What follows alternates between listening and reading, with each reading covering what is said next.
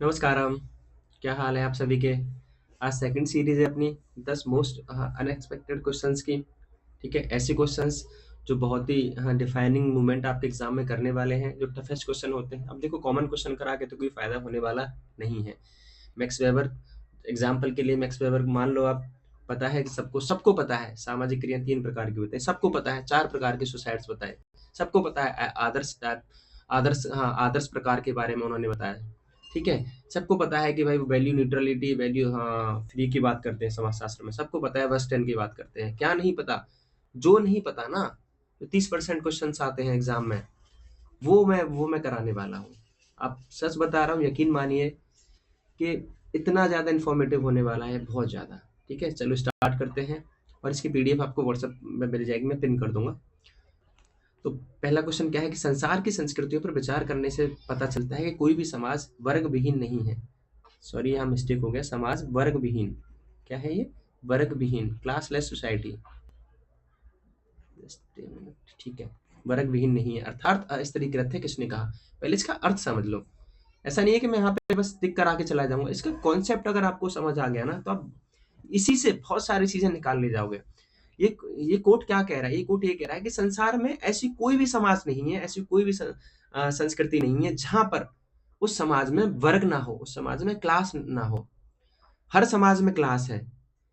इस तरह वो समाज क्या होगी? वो स्ट्रेटिफाइड होगी। वो क्या होगी? वो स्त्रीकृत समाज होगी। ये कौन कह रहा है? किंग्सली डेविस कह रहे हैं, मार्क्स कह रहे हैं, वेबर कह रहे हैं? कोई नहीं। इसने कहा है, किंग्सली डेविस ने कहा है। अगर किंग्सली डेविस की जगह अगर विल्बर्ट ई मूर होता ना, तो वो आंसर विल्बर्ट ई मूर ही होता। ठीक है, जबकि मार्क्स तो क्लासलेस सोसाइटी की बात करते हैं, क्लास के कम्युनिज्म में। वेबर ऐसी कोई बात नहीं करते। वेबर तो कहते हैं हर समाज में क्लास होगी।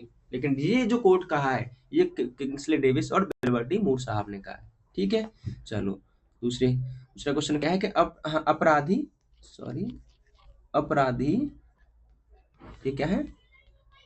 अपराधी उप संस्कृति, डेलिक्वेंस सब कल्चर, बृहद संस्कृति से अपने आदर्शों को ग्रहण करती है लेकिन उन्हें औंधा कर देती है।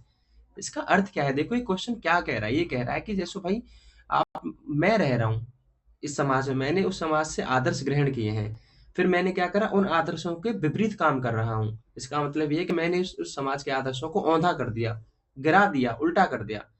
ठीक है, ये कौन कह रहा है इस बात को? अल्बर्ट कोहन कह रहे हैं, लोमरोसो कह रहे हैं, लेवर्ट कह रहे हैं? कोई नहीं। तो कौन कह रहे हैं? अल्बर्ट कोहन कह रहे हैं, रिएक्शन थ्योरी में। ठीक है, संरचनात्मक दृष्टिया, स्ट्रक्चरल ऑब्जर्वेबिलिटी की अवधारणा किसने दी? मटन साहब ने दी, पार्सन्स ने दी, नाडेल ने दी। सब बात करते हैं स्ट्रक्चर की, सब बात करते हैं। मटन भी करता है, पार्सन्स भी करता है, नाडेल भी करते हैं।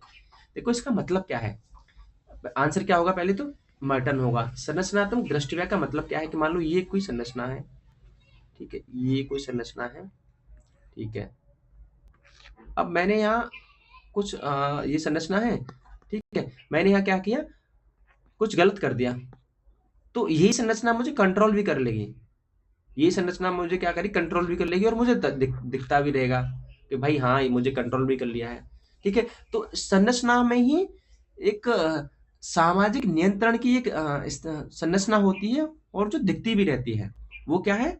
Structural observability. ये कॉन्सेप्ट किसका है? मर्टन साहब का है। चलो नेक्स्ट क्वेश्चन क्या है? चौथा, स्वयं और समाज जुड़वा है। किसने कहा? सेल्फ एंड सोसाइटी जुड़वा है। किसने कहा? सी.एच. कूले साहब ने, मीर साहब ने, ब्लूमर साहब ने? कोई नहीं। सब बात करते हैं, मीर भी बात करता है, ब्लूमर भी बात करता है, कूले भी बात करते हैं। ठीक है, तो किसने कहा आंसर? सी.एच. कूले। इसका अर्थ क्या है भाई? सेल्फ और समाज एक दूसरे से जुड़वा है। मतलब इसका मतलब ये है कि जो सेल्फ का जो डेवलपमेंट होता है, वो किसके द्वारा होता है? समाज के द्वारा होता है। मैं अपने आप को समाज के नजरिए से देखता हूँ कि मैं कैसा दिखता हूँ, मुझे कैसे कपड़े पहनने चाहिए, मुझे कैसी शिक्षा लेनी चाहिए, मुझे कैसा खाना चाहिए। ये मैं किससे प्रभावित हूँ? पूरे समाज से प्रभावित हूँ। तभी तो अपने आप को मैं समाज की तरह, समाज मेरे लिए क्या है? संदर्भ समूह की भूमिका निभाता है पूरा समाज। ये किसमें और ये सी.एच. कूले किस सिद्धांत में कहते हैं? लुकिंग ग्लास सेल्फ थ्योरी में कहते हैं। ठीक है, समाज क्या है? एक दर्पण है। उसमें देख के मैं अपने आप को सजाता हूँ, अपने आप को बनाता हूँ, अपने आप को समाजीकृत करता हूँ, अपने स्वयं का विकास करता हूँ मैं। क्लियर है? चलो पांचवा क्वेश्चन क्या है अपना? भूमिका संकुल में स्थिरता के संरचनात्मक स्रोत, स्ट्रक्चरल सोर्स ऑफ स्टेबिलिटी की अवधारणा किसने दी है? मटन साहब ने, नडेल ने, या लिंटन साहब ने? इनमें से कोई नहीं। देखो बहुत प्यारा कॉन्सेप्ट है। क्या है, मान लो ये संरचना है, ठीक है, इसमें क्या है, भूमिका संकुल। क्या कह रहा है, भूमिका संकुल, मैं हूं, ये ए है, ठीक है। अब भाई बहुत सारी भूमिकाएं हैं, इसको ए को बहुत सारी भूमिकाएं निभानी पड़ रही हैं। अब यार किसी भूमिका में फेल हो गया निभाने में, किसी भूमिका में ये निभाने में फेल हो गया, तो क्या आ गई, ए तो अस्थिर हो गया ना, स्टेबल हो गया। बात समझ आई। ए के पास में 10 भूमिकाएं हैं और वो 5 भूमिकाओं को निभा पा रहा है, 5 भूमिकाओं को उसको उसको उससे नहीं निभ पाई, तो क्या हुआ, वो अनस्टेबल हो गया ना। तो अब जो अनस्टेबल हुआ है उसका सोर्स कहाँ से मिला, संरचना से ही ना मिला उसको।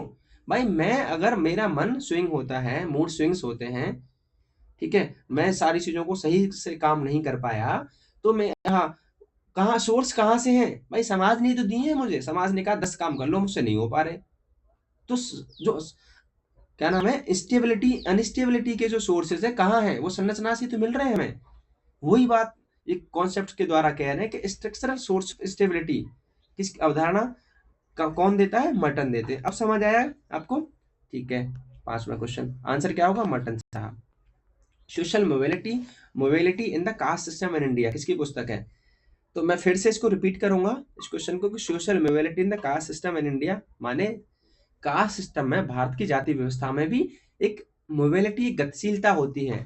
इस पर किसने काम किया, बहुत सारे लोगों ने काम किया है। कोठारी साहब ने, बेली साहब ने, जेम्स सिल्वरबर्ग साहब ने, लेकिन स्पेशली इस पे काम किस पे किया, जेम्स सिल्वरबर्ग। गलती से एफजी वैली और रजनी कोठारी मत लगा देना, मैंने फर्स्ट सीरीज में आपको क्लियर क्लियर कट बताई हैं चीजें कि रजनी कोठारी ने जाति की राजनीतिकरण पर काम किया है, एफजी वैली ने थोड़ा सा हट के काम किया है, और जेम्स सिल्वरबर्ग ने तो पूरा का इस पे ही काम किया है कि भाई मोबिलिटी क्या है कास्ट सिस्टम में, इंडिया वाली में, ठीक है। चलो 7वां क्वेश्चन क्या है कि बाल अपराध अब सीमा, डेलिक्वेंस थ्रेशोल्ड की अवधारणा। भाई एक ही शब्द है ना, इसमें बहुत सारी एक अर्थ छुपा हुआ है। अर्थ क्या है कि कह सकते हैं कि 100 परिभाषाओं की एक परिभाषा, डेलिक्वेंस थ्रेशोल्ड की अवधारणा। पहले तो इसका आंसर देख लेते हैं, किसने दी, कोहेन ने, सदरलैंड ने, लोबेल-ज़िकार ने। आंसर क्या है, लोबेल-ज़िकार। अब मान लो कोई बच्चा है, डेलिकेंट है, उसने अपराध कर दिया, ठीक है। इंडिया में अभी अपराध की उम्र मोस्टली 18 है, फिर लोग कह रहे हैं कि 18 से नीचे कर दो भाई। तो क्या है, जब बच्चा ने जो अपराधी व्यवहार किया, अब उसको कानूनी भाषा में, कानूनी कार्यवाही, कानून कैसे बनाए जाए, ठीक है, एक एक दर्शन उस पर तैयार कैसे किया जाए, तो वो क्या है, डेलिक्वेंस थ्रेशोल्ड है। और इसकी अवधारणा लोवेल-ज़िकार देते हैं। बात समझ आई आपको। 8वां क्वेश्चन क्या है कि वर्ग स्थिति को न केवल उत्पादन के विशिष्ट रूप के आधार पर, बल्कि उसे सामाजिक संरक्षण जिसके वह सदस्य हैं के आधार पर परिभाषित किया जाना चाहिए, किसने कहा। पहले ढंग से पढ़ो इसको, ढंग से अर्थ समझो। ये कह रहे हैं कि भैया कि क्लास कोई ऐसी बात नहीं कि केवल प्रोडक्शन के जो उत्पादन है उसी से उसका फॉर्म हो। जैसे मार्क्स कहते हैं कि भैया यार जो वर्क का जो आधार है वो क्या होगा, वो मोड ऑफ प्रोडक्शन होगा, ठीक है, उत्पादन के साधन होंगे, उत्पादन के आधार होंगे। लेकिन इसके आगे क्या कह रहे हैं, ये जो थिंकर हैं इन्होंने बोला है कि भैया ऐसा नहीं है, ऐसा भी इसके साथ साथ ऐसा भी कोई सामाजिक संरक्षण है, वो लोग उस सामाजिक संरक्षण है, सदस्य वो वर्ग है उससे भी प्रभावित होता है, ठीक है। तो वर्ग में वो कह रहे हैं कि भैया समाज से भी डिफाइन होता है वर्ग, ऐसा नहीं है कि केवल तुम उत्पादन से ही डिफाइन कर दो वर्ग को। कौन कह रहे हैं, अल्थुजर कह रहे हैं, कॉलिंस कह रहे हैं, कार्ल मार्क्स कह रहे हैं, कोई नहीं। आंसर क्या होगा, सॉरी, अल्थुजर, ठीक है। नेक्स्ट क्या है, अनुसूचित जनजातियों, शेड्यूल्ड ट्राइब्स के कल्याण की सहायता के लिए, हाँ, सहायता प्रदान करने के लिए कौन सा अनुच्छेद है, अनुच्छेद 275, अनुच्छेद 242, अनुच्छेद 342 या कोई नहीं। आंसर क्या होगा भाई, अनुच्छेद 275। देखो ये स्पेशली मेंशन है आर्टिकल 275 में, पता है क्या है? आर्टिकल 275 में ये है कि ये ना स्टेट्स को सहायता प्रदान करता है पैसे से, केंद्र जो है वो स्टेट्स को सहायता प्रदान करता है। लेकिन स्पेशल एक सब क्लॉज है इस आर्टिकल में कि जनजातियों के कल्याण के लिए केंद्र सहायता देगा राज्यों को, स्पेशली लिखा गया है 275 आर्टिकल में, ठीक है। तो आंसर क्या होगा, 275। आर्टिकल 242 क्या है, जजों का ट्रांसफर होता है, मैंने आपको पॉलिटी की सीरीज में कराया है, चेक द प्लेलिस्ट। और आर्टिकल 342 क्या है, ये भी शेड्यूल ट्राइब से संबंधित है, विशेष प्रावधान है। लेकिन 275 भाई स्पेशल है जनजातियों के कल्याण के लिए। बात समझ आई आपको, चलो ठीक है। 10वां क्वेश्चन, द साइबर सोसाइटी किसकी बुक है? द साइंस ऑफ कल्चर किसकी बुक है? द अचीविंग सोसाइटी किसकी बुक है? और मैंने इसमें से एक आपको कल एक की परिभाषा बताई थी, मैक्लेलैंड की। तो सभी बुक सही हैं। The cyber society Steven Jones की है, ठीक है। The science of culture L of White की है, और द अचीविंग सोसाइटी किसका है? मैक्लेलैंड का है। तो छोटी सी वीडियो थी, मिलते हैं नेक्स्ट वीडियो में, बने रहिए। हैव अ गुड डे, जय हिंद।